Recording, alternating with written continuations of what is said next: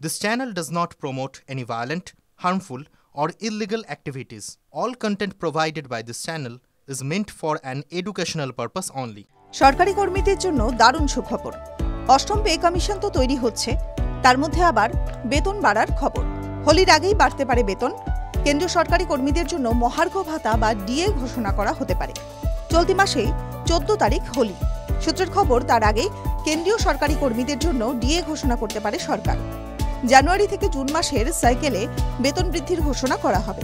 Report অনুযায়ী 2% DA বাড়াতে পারে কেন্দ্রীয় সরকার। প্রসঙ্গত, মূল্যবৃদ্ধির সঙ্গে সামঞ্জস্য রাখতেই সরকারি কর্মীদের জন্য বছরে দুবার মহার্ঘ ভাতা বা ডিএর ঘোষণা করে। জানুয়ারি ও জুলাই মাসে বেতন বৃদ্ধি হয়।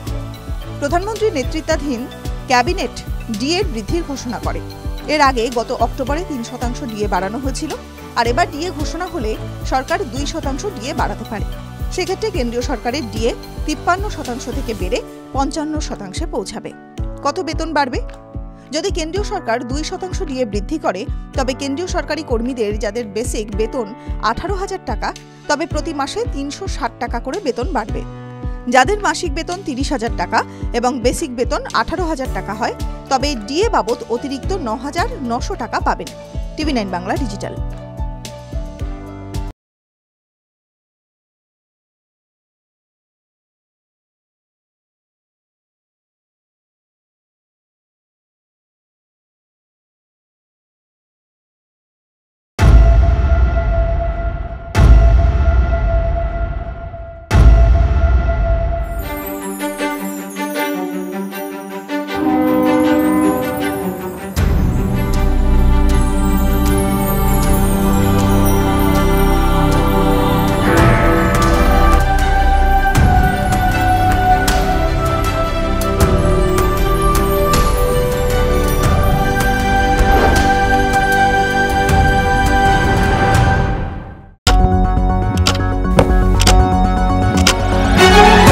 রাজনীতি শুধুই কি রাজার নীতি?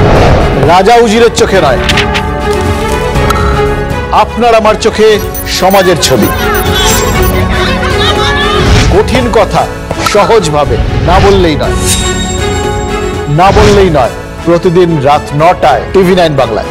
TV9 বাংলা না দেখলেই নয়।